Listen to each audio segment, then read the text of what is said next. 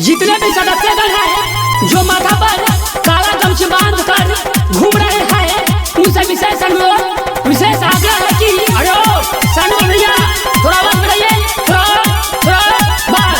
जितने भी सदस्यगण हैं जो माथा पर काला गमछा बांध कर घूम रहे हैं उनसे विशेष अनुरोध विशेष आग्रह है कि हिरिंग बिरिंग न करें, लड़के पर अवश्य ध्यान रखें, रोड जाम न करें।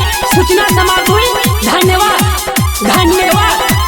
कोचिंग क्लास करे लड़की एगो जाली, रिश्ता में लागली भोइया के साली।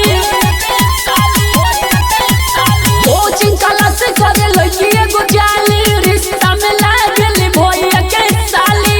2 किलो बतासो बर हम बाबा के मानम, ना होई शादी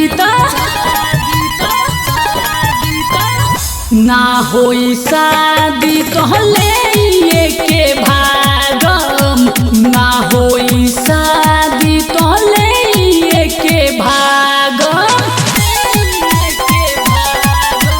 कोचिंग क्लास करे लड़की एगो जाली, रिश्ता में लागली भोइया के साली। 2 किलो बतासा बर हम पापा के मानम, ना होई शादी ना होई शादी तो ले के भागम, ना होई शादी तो ले के भागम। हेलो ए ड्राइवर साहब, ए तनी गड़ी साइड में लो। केहू भी डीजे ट्रॉली के पीछे लटक के डांस न करी। हेलो ए ऑपरेटर साहब, थोड़ा बेस कम करो।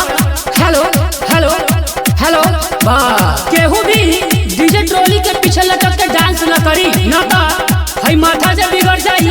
सुन लो लखुआ लोगन, जात में अहिर हई, मारी ले कम घसीटी ले ज्यादा। यदि होई जाई शादी नहीं ले के भागम, नहीं बात बढ़ी विशेष। 10 के माला जान जाई मुहाला, ससुर के पैसा बची न से। यदि होई जाई शादी नहीं ले के भागम, नहीं बात बढ़ी विशेष। 10 के माला जान जाई मुहाला, ससुर के पैसा बची न से।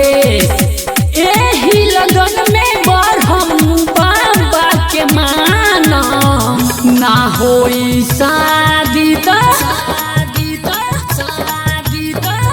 ना होई शादी तो ले के भागम, ना होई शादी तो ले के भागम। केहू भी साउंड ऑपरेटर से आके बहस न करी। हेलो ए ऑपरेटर साहब, थोड़ा आवाज कम करो। केहू भी साउंड ऑपरेटर से आके बहस न करी, न तो जान लोगन जात में अहिर है, मारी ले कम घसीटी ले ज्यादा।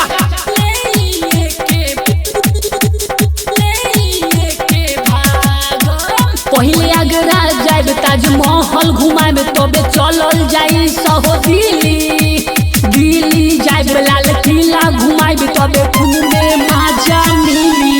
पहले आगरा जाए ताजमहल घुमाए तबे चलल जाई सहो दिल्ली जाए लाल किला घुमाए तबे घूमे मजा मिली। 2 किलो बतासा बर हम बाबा के मानम, ना होई शादी ना होई शादी तो ले के भागम, ना होई शादी तो ले के भागम।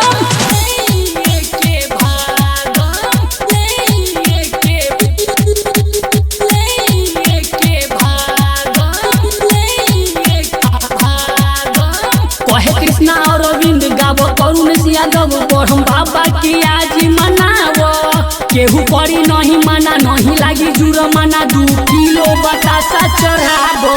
कहे कृष्णा और अरविंद गावो करुण यादव बढ़म बाबा की आज मनावो। केहू करी नहीं मना, नहीं लागी जुर्माना, 2 किलो बतासा चढ़ाबो। और हम बाबा जदी लगन में होई शादी ना होई शादी तो ले के भागम ना होई